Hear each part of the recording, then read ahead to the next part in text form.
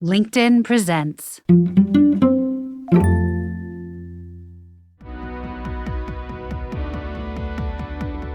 This week, how one leader's tragedy helped her put people at the center of her work. I'm Maura Aarons-Mele, and this is The Anxious Achiever, the show that looks at the intersection of mental health, leadership, and work, and asks, how can we do better? From LinkedIn News, I'm Leah Smart, host of Everyday Better, an award-winning podcast dedicated to personal development. Join me every week for captivating stories and research to find more fulfillment in your work and personal life. Listen to Everyday Better on the LinkedIn Podcast Network, Apple Podcasts, or wherever you get your podcasts. I'm Tomer Cohen, LinkedIn's Chief Product Officer. If you're just as curious as I am about the way things are built, then tune into my podcast, Building One. I speak with some of the best product builders out there. I've always been inspired by frustration. It came back to my own personal pain point. So we had to go out to farmers and convince them. Following that curiosity is a superpower. You have to be obsessed with the human condition. Listen to Building One on Apple Podcasts or wherever you get your podcasts.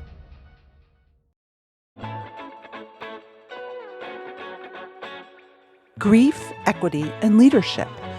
These are three important and weighty concepts, and they may not initially seem like they have much to do with each other. Today's guest is Dr. Maggie Chery. She's a physician and a health advocate who works in product development at Google, and she's the chief operating officer at Not Just a Black Body. And I really wanted to talk to Maggie and ask her to share her story. It's one that involves great personal loss that came on very quickly. But in dealing with that grief, Dr. Chery also recalibrated her professional career, and she really dug in deep to find her why. That trauma and loss informs her work today. And so she'll share why she now works so diligently to improve public health at a tough time for public health and health equity around the globe. It's a life she may not have previously envisioned for herself, and we'll hear why. Dr. Chery's personal tragedy was that she lost both parents during the COVID-19 pandemic, just weeks apart. And we spoke right around the 5-year anniversary of that pandemic, a big time of reflection for her.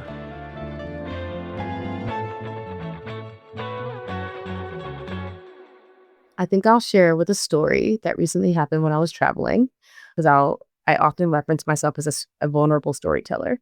And so just had a work trip, my first international work presentation outside the country, which is a big milestone, and went with a work colleague, and it was in Scotland, and did that on Monday, Tuesday. And then I was on a flight going to another country, also working, but just it finally hit me that I gave a presentation, what was happening. And I'm on the plane and I just start bawling, because all I wanted to do in that moment was talk to them and tell them like about this big thing. And just, I'm getting emotional now and I'm okay with that. Gosh, they felt so close, but so far. And I think it's symbolic that this was happening while I was in the clouds and just all that stuff. And I don't know if this person will ever hear this, but there was a flight attendant that met me with so much grace and empathy, because he came over to ask me, what do I want to eat? And I was like, I don't want to eat. I just want tissues. And I was like, he looks at me, he goes, he can tell because he can see my wet eyes. He can see the red. He goes, but you can't eat tissues. And I was like, I know. Oh, he's like, how about we do like croissants? And he had an accent, croissants and some fruit. And I'll give you tissues. And I just chuckled because it almost felt like my dad was reaching over and talking to me through that, because he would always be like, it's going to be okay. It's going to be okay. And so that moment of kindness, if this person ever hears this, was so humanizing, because it almost like he didn't tell me to stop crying. He didn't ask me why I was crying. He could just feel that there were so many emotions behind it. And it was just a opportunity to release. And he let me release. And he brought me the food first. And then he came back with a stack of tissues, which I thought was also hilarious too. Oh, that's really nice. What about his response? So you said he didn't tell you to stop and he didn't probe deeper. What, since we're talking about leadership here, like what's the piece of leadership there? Presence, I think it was, right? So like You could tell he's going about his task of going to each person and where they sit and doing what he's normally been trained to do. But I could almost see him. I even have chills thinking about it. When he got to me, he noticed that this was a very different, unique situation. And I could almost feel like in the split second, he asked himself, should I approach it the same or differently? And so while he asked the same question he asked the last person, his eyes had like tenderness. And even then, he used humor to still say, but I see you and I see the need you have for tissues, but I also see you. And even though you're not prioritizing your need to eat, I want to help you do that too. And so it was just like I said, it was just so symbolic to your point of leadership and symbolic of what my father had done. My mother would do all the time in saying like, I don't understand everything you're going through at work and all the things, but did you eat? Did you sleep? And you'd be like, that's not what I'm trying to get to right now. But in their passing, I can appreciate how much those checkpoints were so grounded because I knew they were always going to ask me, did you eat? Did you sleep? Did you take care of yourself? And in the hustle and bustle of every day that you often put that by the wayside. So it just felt like, I just felt like he was doing that. And I don't know if he'll listen to this, but I just felt that was such a beautiful moment and a moment that I needed. Sometimes, you know what I do? I don't know if you do this, like when I interact with a company in a way that is beautiful and not horrible and stressful, is I'll tweet the company or I'll tag the company on Instagram and just hope that somehow it reaches, but even just letting the company know that their people are good. Mm-hmm. I mean, people are good sometimes. Yes. Yeah. Oh, I love that reminder because in the current state of affairs, you'll forget that. And I was just saying that internally at work that I know everything's happening, but there's still good people. There's still amazing people, both at work, both outside of work. And so I think that's where we have to center ourselves, whether it's in leadership, whether it's navigating grief, whether it's navigating our own healing, finding the spaces that remind you that people are good. So even when you're not good in a moment, just hoping to be connected to good people that will help you get there when we need to. So you said you wrote this beautiful sort of précis, and you said grief was a turning point. When I Mm-hmm. lost my parents, I had to slow down in ways that felt unfamiliar but necessary, and it became a moment of reckoning. Yeah, there's so many layers to that. I mean, the context is I lost both my parents in the pandemic in the early parts of 2020, about 3 weeks apart. It was like March. Everything started happening around March. My dad died April 12th. My mom died May 1st, just to give people insight into how quick and fast it was.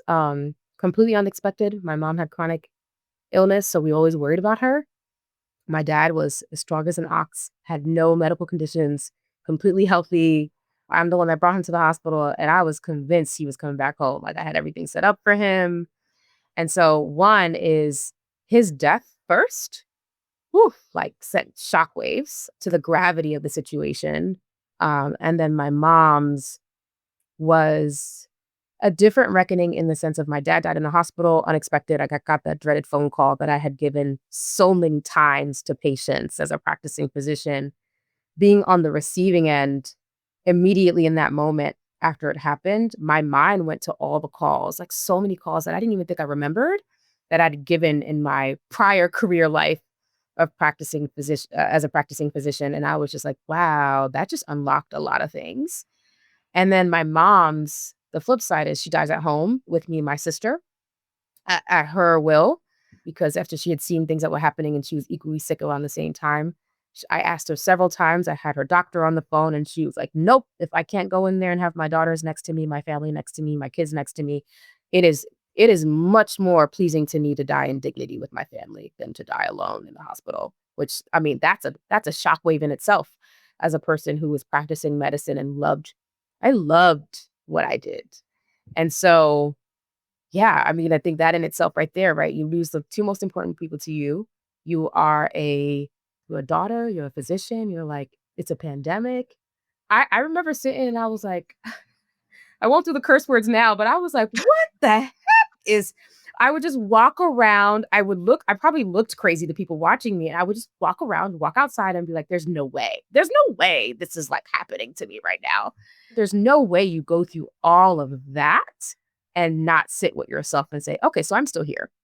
what is life going to be like? What am I facing? What am I carrying that doesn't serve me? What is the life that I'm choosing to live? Because I had got to a point that I was so depressed in the heading towards the year anniversary of their death. Um, and I was so depressed, and I wouldn't say I was suicidal, but I had no hope. And I purposely make that distinction because I remember wanting to go home and be there for my family and cook for them. And I said, I can't trust myself behind a wheel. I may get so lost in my thoughts that I will not make it home.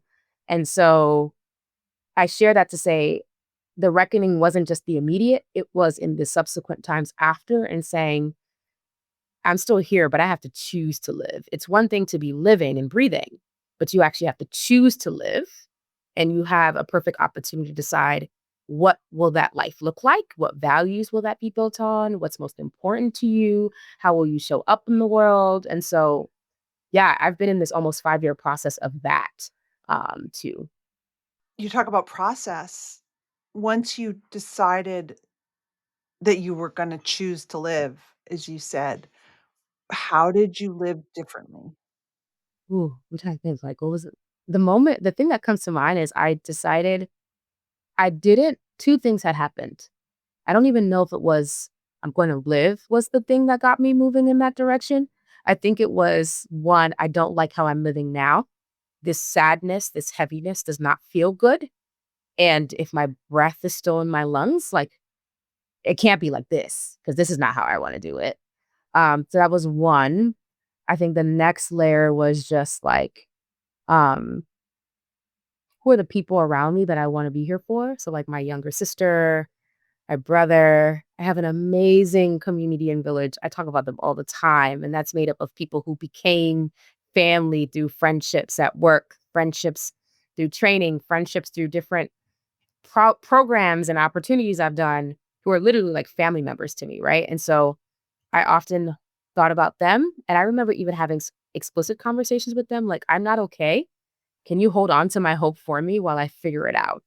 It's crazy because I think even that, like, oh, my friendships and my sisterhood friend and just my friendships in general with multiple people got so much more real, so much more authentic where I can share those emotions and say, hold it for me. I'm figuring out stuff over here, but just hold it for me. So I knew the hope was somewhere in someone's hands that I trusted. It was just up to me to just every day chuck away at it.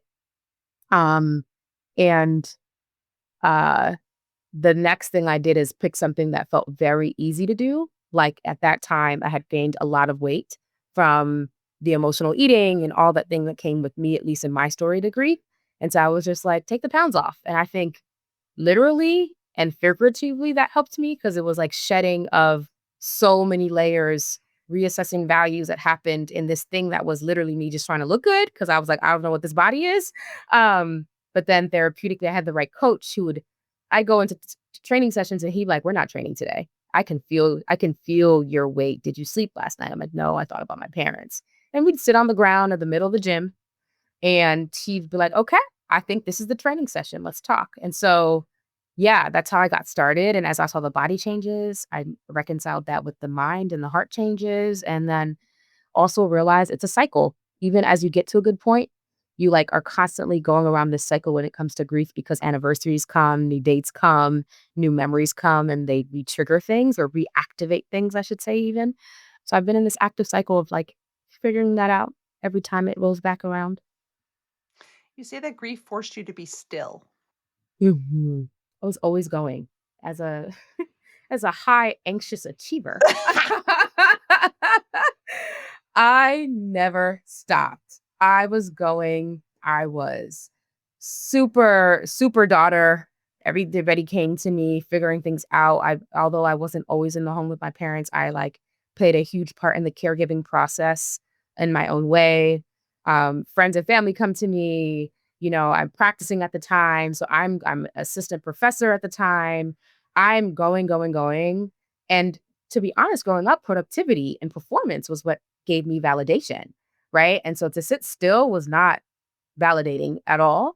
And so having to be like, I don't want to sit still, but there's something here that feels good, even when I couldn't articulate that and still learning that. And now it's actually become my superpower. I will easily at Sitting work still. tell my sitting still. Literally just had a conversation with my manager recently. And I was like, my superpower is pausing. I will come back to you and I will get so much done. I'll have clarity. I'll connect the dots, but I need time to pause. And so I've done that new thing. I've never did that in previous roles, but coming outside of this journey of grieving, that became an active thing that I'd actually voice to my leadership and say, I'm at a point, I'm at capacity. It's not because this is hard. This is complex and I need time to pause and connect dots and reflect. And that is my superpower. And it's been well received. My friend Megan Reitz at Oxford has done research on spaciousness and the quality that happens. It's funny because when you told me your story of the flight attendant, I thought about spaciousness. You know, when we give space to another person without pressure, and it's funny because when I've sat in a couple meetings with you, my experience of being with you is that you calm my heart rate. I feel like I come in and I'm like a hummingbird. I'm like a dysfunctional hummingbird. And you're so centered. You're very strong, but you're also very you create space. It's a really beautiful thing. It's unusual. But do you think that you were like that before? Yes and no. I say yes because I think if I go back to my childhood, psychological safety is something I lacked. And so I never really felt like I had the space to be my true self. And loved my parents, know they tried their best, but it didn't feel safe. And I had my chances where I voiced that to them. And so I think there was a heightened sense of awareness of what that means, even if I didn't have the terms of why that was so important. And so if I think about that piece and my training, right? I've been in the ICU. I've been in different places where things are going crazy. And in my mind, I'm like, oh my God, like this is bad. I can't articulate that, right? I can't say that out loud. And so my training has kind of crafted me to think about calmness, even though internally there's chaos. I think if I add the layer of lived experience, I identify as a dark-skinned Black woman. And so oftentimes needing to be calm is a way to disarm people who have their stereotypes and notions about me. So I think that's also part of the calmness. And then the last layer is this actually helps me practice really well, right? So I have 15 minutes when I used to see patients or 20 minutes to see them, to read their chart, to understand what's happening, to get to their needs. And so I understand that the most critical interaction that used to happen in that room was them trusting me to tell me information that I could not see on the chart, that I could not see in labs, right? And so that would look like a patient who's coming back for uncontrolled hypertension. Their blood pressure readings are high. And the nurse is like, they're back, Dr. Chery, it's high again. And I'm like, okay. And I go in there and I could see their body posture. I can see what's happening. And the conversation then becomes, I'm going through a divorce. Or my kids are experiencing something and I'm like, aha, that's it. It's not throwing another medication. It's not, shaming you because you didn't take it the way I told you. It's not all the things. It's making space for you to tell me the hard things that you don't think is important, but quite frankly, gives me so much insight into you and how to show up for you. And so I think all that was the groundwork. And then I go through this experience of losing my parents and then do this work of like healing and staying still and doing all that. I think it's super heightened where it's not just practice, it's actually how I live, because I really believe in the importance of human interaction and using every moment to connect with someone and to provide space. That's a gift. Thank you. So you were a practicing physician. Correct. You're no longer a practicing physician. No, yes. That's why. And was that something that came out of your grief experience or was that happening beforehand? Definitely out of my grief experience. So even after I lost my parents in 2020, I had done a fellowship after in public health, the Commonwealth Fund Fellowship. So had some time, thankfully, doing that fellowship and connecting with other healthcare leaders and at Boston, because the program is run out of Harvard. And so I had that time and I was really reflecting, like, what do I want to do? Because I came into the fellowship thinking I was going to be Surgeon General and all these things. I had high expectations. I was going to run for office and be a health commissioner. Who knows? I had a list. Then I go through this experience and I'm like, that's not resonating. And I actually it was the first time I was like, I don't know. And I would say it in my classes, I would say it to people. And that was so hard to actually admit because I've always had an idea. And for the first time I did it. So when I left the fellowship, I actually went to practice. And so I practiced in-home care. So I was still practicing, but I was doing a different care model, which I loved too, because it was very, it was therapeutic. It felt a little bit like me, right? And where I was and feeling more homey and things like that.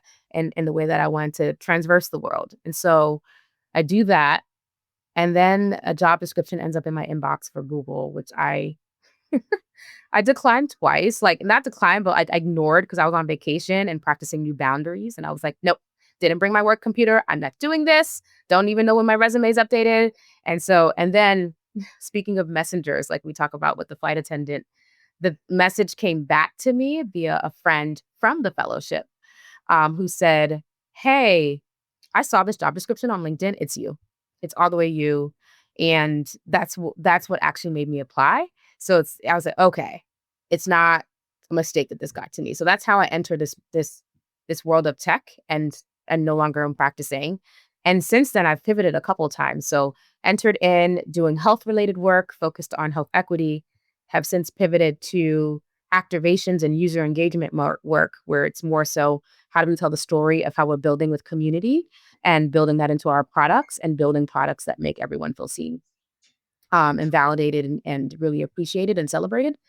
And then in that pivot, that means I didn't do health work all the time. So like I entered with a narrative that made sense, right? I experienced the pandemic. My values had shifted.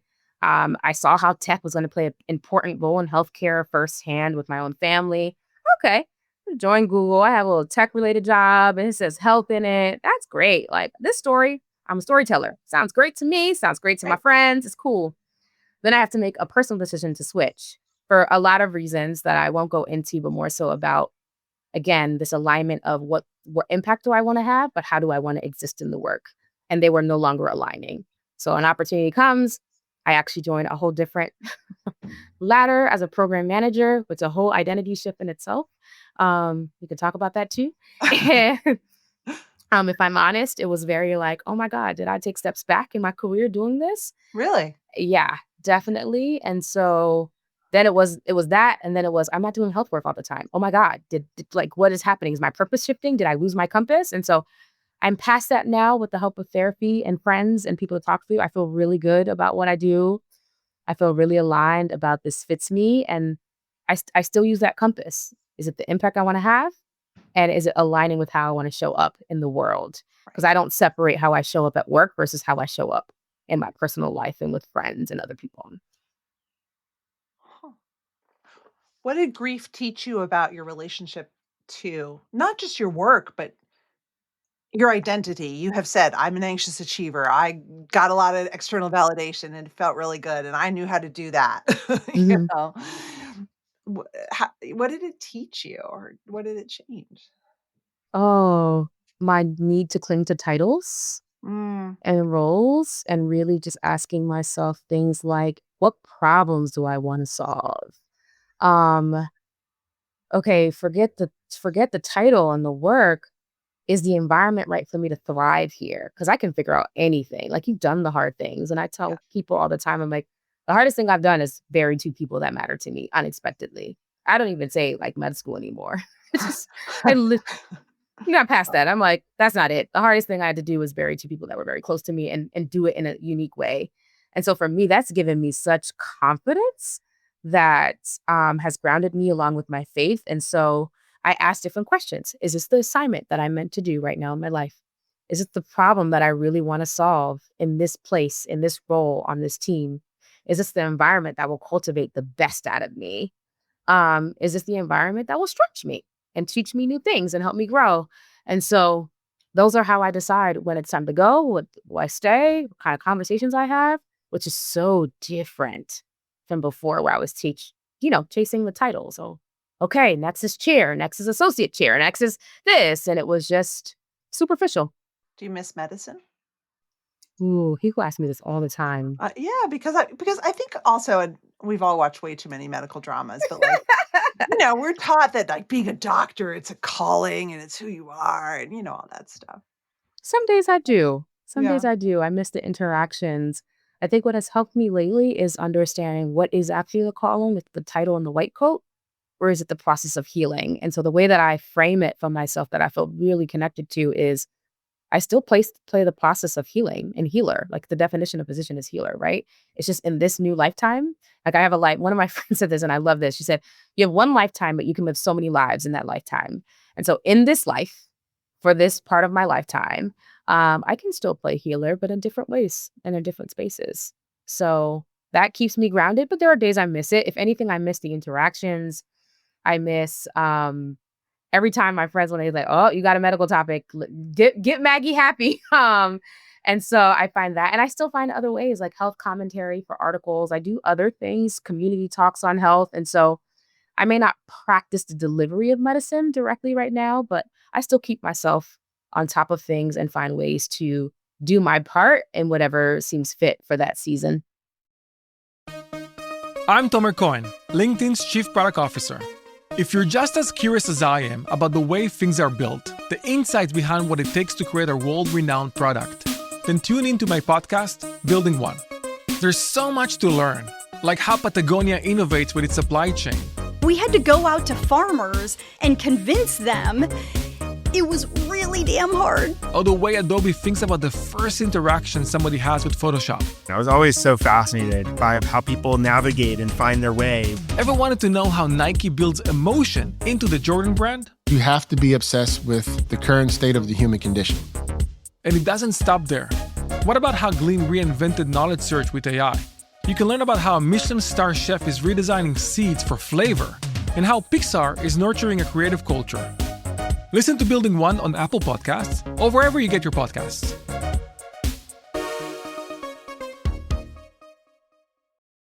You say that grief shifted how you lead. It made me more aware of how people carry things you might not see on a status update or in a performance review. And that awareness changed my leadership style. Yeah. Just the power of how you start a meeting, Mm. how you end a meeting, how you read the room, even virtually, to see how people are responding and just being like, something's off. And learning not to project that onto yourself as if something's wrong with you, because I struggled with that from my past, from training, from childhood, all that stuff. But also just honoring, okay, something's happening here. There's a high likelihood it has nothing to do with me. And so one, is what we're doing right now really that urgent that I can't give this person space back to go figure that out? Two, do I have the capacity to address it with them? Maybe I don't. And maybe it's just like, hey, I'm going to make this really simple. This can be an email. No need to rush. And really, I can't join in, but I can give you space back. And then maybe I actually have a stronger relationship with that colleague or teammate. And I say, hey, I feel something. Let's put the work aside for a second. Are you okay? Right. And so like there are so many options even in the process of leading that you can take. Because I think people get boggled down by, I don't have time. I don't have capacity. I can't hold this. You don't have to always hold it. Just the acknowledgement of it changes how you show up. And I think that's what I've done more so than just trying to check off a box. How do you, just to get nitty gritty here for a sec, like, how do you, when you're in a meeting and maybe you're the leader, you're the facilitator of the meeting, but you see things are going awry and people are getting uncomfortable. I think a lot of us, our first response is to get very anxious. And like you just said, assume it's our fault, assume we have to fix it. Talk us through the process, if you can, of how to sort of step back from needing to assume all the either blame or responsibility or need to fix it. Yeah. And I think it's something I still grapple even as I'm doing the steps. So I don't try to erase those emotions. I use them as signals that I feel something. And so one step is just not go on my assumption all the way and just making space to be like, hey, I feel like we're circling this topic here. So you'll name it. Yeah, I'll name it. We're circling the topic here. I'll even try a tactic of throwing a joke. I'm okay throwing a joke or even putting myself on the line to get some chuckles to kind of break the ice a little bit. It depends on the relationship I have with the people that I'm meeting as well too. But the most part is I don't leave it unnamed in some capacity. I'll use the chat even if it feels like it's too heavy to actually say out loud and someone's speaking.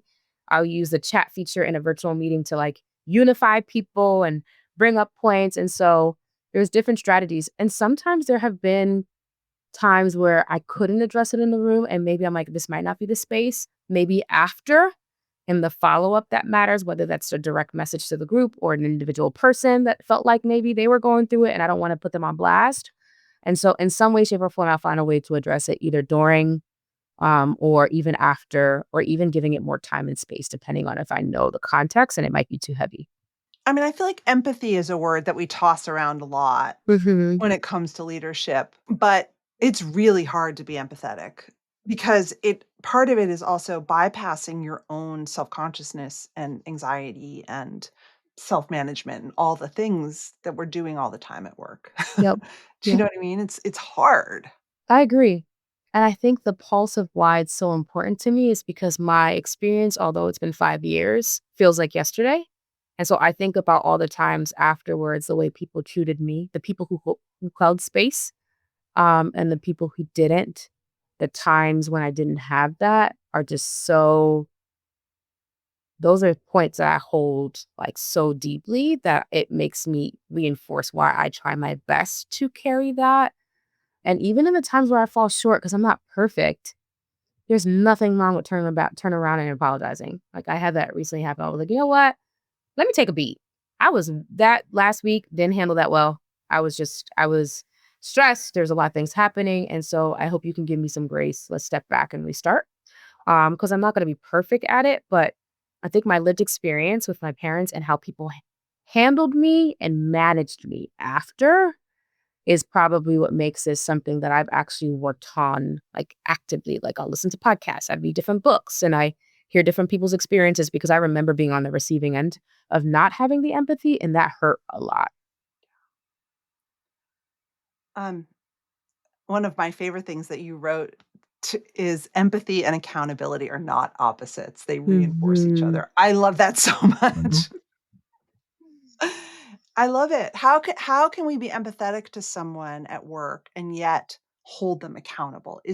Are they the same thing? Are they different? I think you're different, and I don't know if I have the best words to articulate it, but I think the bridge to both is really good communication. Yeah. Right? And so I think, and that could be as simple as, oh, I'm just going to remind you again because I know there's a lot of things happening. I want to make sure we're clear. Or even just saying, there's a deadline coming and a person has to do their part of that deadline. Do you really have to send the email with 5 million CCs on there? Or can you just check in with the person and say, how's it going? Do you think you'll need more time? Where are we at? How can I support you? Instead of being so concerned with, I just want to document I did my part, right? If the goal is to move along together, empathy looks like I know something is holding you back and you might not miss a deadline, but accountability is like you have to get it done. So how can I support you? How can I reach out to you? How can we work together to meet this deadline? That to me is like the best way I can describe it is they're not the same. They work really well together if we can communicate really well and be intentional about communication. And I think it's a mixture of having the right tools and skills to manage really well as the right tools and skills to practice leadership really well, because those are not the same things either. Yeah. But I think for empathy to work but for accountability to work, someone has to kind of trust you. They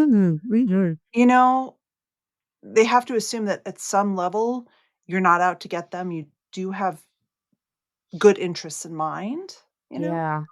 And that makes it tough because some people have never met you, right? And you have to have that. So I think it's almost even broadening our scope of trust.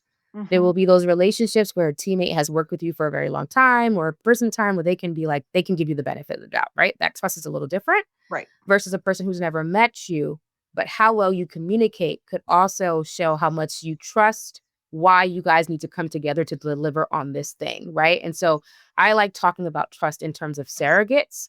What surrogate can I leverage to help us move towards a goal, right? I've never met you, but I trust that both of us want to look really good delivering this project, right? Yeah. Call it whatever you want, but I can trust that. And maybe that's the way I communicate to leverage and get you on board versus a person who knows me a bit more and the trust is built on our previous projects together. And so in that point, my communication will leverage what has worked in the past that I can leverage here. And then there are some people where there's a middle ground. So I think I think it is hard, but there's a nuance to that, right? And leveraging those things that can be your surrogates of like, hey, I promise I'm not trying to get you. Like, I just want to make sure we're good together. And over communicating can play an easy part here. And in over communicating in an intentional way, right? Sending the message first versus putting the blasting email or little things or taking a pause or letting people know, hey, I'm going to send this at 4 o'clock. Just want to check in with you first, giving people steps that we take for granted. And we get sometimes so caught up in I just want to check it off and get it done that there are like little modifications that help bring people along and build that trust as well too. And also just asking ourselves, like, why am I so anxious that I have to get this done? Like, what's going on with me that I might be crowding other people or, pushing their buttons, I Yep. definitely, I find that all the time. And that even question can help surface your fear, right? Maybe you're projecting your fear, which is what this person is seeing in you, and they're responding to that. And they are frozen by that fear because they don't understand it. And that's actually slowing you guys down too, right? And so I love that explicit call out because I'll have times too. I'm like, oh my God, oh my God. And I can tell like my anxiety things. It looks like I have way too many tabs open. I done started an email. I've never sent it. It's 3 hours later. And so even just to your point, to make that even more tangible, being so much more aware of how that anxiety shows up in what form, like too many tabs. Mine is like, I talk really, really fast and I'll just keep going and I'll never pause. And so like little things like that, they're like, oh, no, check yourself. It's not the person. Check yourself first. And then you can actually go reach out to the person is another way to build trust because now you've actually practiced self-awareness and they can see that. As we close out here, so you talked about healing and someone who's been on the podcast a couple times, my friend Susan Winchester, she wrote a book called Healing at Work, which I really love. And you've written, unhealed leaders often lead from fear through control, avoidance, or perfectionism. I want to help build a world where leadership is rooted in healing. Someone could be forgiven for reading that and thinking, Maggie is insane. The workplace is so unhealing. Who feels like work and leadership is healing right now? Like either I have to show up as a leader, as a perfect person who's already been healed, whatever that means, or I have to give up because for some of us, like going to work is like opening wounds over and over again. Yes. It's hard. Yes. I think I'm going to go on that last part. Going to work is like opening up wounds. So why wouldn't the workplace be the place to heal, right? Like the wounds are open. And to be honest, I sit with myself too and I'm like, Maggie, that's really audacious. Like really audacious. It's a little audacious. It's a little audacious. But I'm gonna hold the audacity to be audacious. And I will say this, the reason why this has come together a bit more for me is as I grieved my parents, there are so many people who came along the way and would activate me. My sister likes to use the word activated versus triggered. Yeah. Activate me in the sense of I would see my mom in that person. I would see my dad in that person. And so really it wasn't the manager or the person. It was actually what I was processing. And I had to take the step to be like, oh my God, they just remind me so much of the things that bother me about mommy. And so experiencing that or even like getting around the timeline of their death. Like, so this is usually a critical time for me where March to June, it's hard because it's their anniversaries of when they got sick and when they died. And then it's Mother's Day and then it's Father's Day and then it's my birthday. Then it's my brother's birthday. So it's always so tense for me. And so learning, like seeing how I would show up at work, how I would take on task and how I would isolate and things like that was like, no, this shows up at work. Like it's not there. I know there's a world where we say work and home is separated. First of all, a lot of us work from home. It can't be separated physically, right? Or even a hybrid model. We live in a world where we're getting notifications and identifications all day, every day. Right. We're working in bed because we're getting our emails. Listen, so the lines have already been blurred. It's not like I'm asking you to do something radical. It's already blurred. And so if it's blurred in the sense where sometimes we have to like get really forceful with our boundaries, understand that we live in a new world and we have to reimagine what happens at work and how it impacts us at home. And so I think that's what I'm daring to do is just name out loud what we all know, but it feels very taboo and against societal standards to say that. It's funny. I mean, as you're saying that, I can't tell you the times when I've met people, spoken with people, worked with people, I find this sometimes with people who are going through divorce. Mm. They'll have a person at their work who activates their ex Mm. in them. We find it in negotiations, Yeah. when someone is trying to extract something or tell us what we're valued, and all of a sudden a flooding of someone from our past comes to us and Yep. activates us. It happens all the time. So I guess I would just like to close in saying, how do we start to build the skill set to be able to manage that activation without harming that other person and ourselves? I think it starts with ourselves. The fact that I'm able to name it is a lot of like years of work in therapy for over, ooh, I want to say over a decade Mhm. now. So a lot of that, a lot of good people around me who tell me hard things. And so I have a lot of friends that we like to use this term. We do life together. We're not just friends, but we do life together. And to me, what that articulates as is I tell you when I'm going through something at work, I tell you when I'm going through something at home, and you pick up the patterns for me. So what has helped to me has been friends who said, you do that to me. And I'm like, no, I'm talking to you about my manager. What are you talking about? And so sometimes it's not just on you. It's having the right people that you do life with show you these patterns and reveal these patterns to you. So there's like an awareness to it. So when you see it again at work, it shouldn't be a surprise, right? You've heard this before. Obviously, the accountability piece comes up on you to actually do that. But the part of it, aside from therapy and my own solo work and reflection and being reflective, has really been the people around me who tell me the hard things about myself and tell me the good things, but tell me the hard things that help me see these patterns because we do life together. So we talk about not just the successes and the low points, but the interactions with people and how we could do better and how we can grow. And that has given me insight and wisdom that helps me show up differently too. That's it for this episode of The Anxious Achiever. The show is produced and edited by Mary Dew with production support and sound engineering by Nick Krinko. If you like what you heard, head to your favorite podcast app. Leave us a review. It really matters, and we appreciate the time and effort it takes. And if you don't subscribe or follow the show already, now's the time. And let us know what you'd like to hear more of. I get some of my best ideas from my listeners, so find me on LinkedIn, send me a message. You can find my weekly newsletter there as well. A big thanks to LinkedIn and all the listeners out there and our guests in the Anxious Achiever world. Until next time.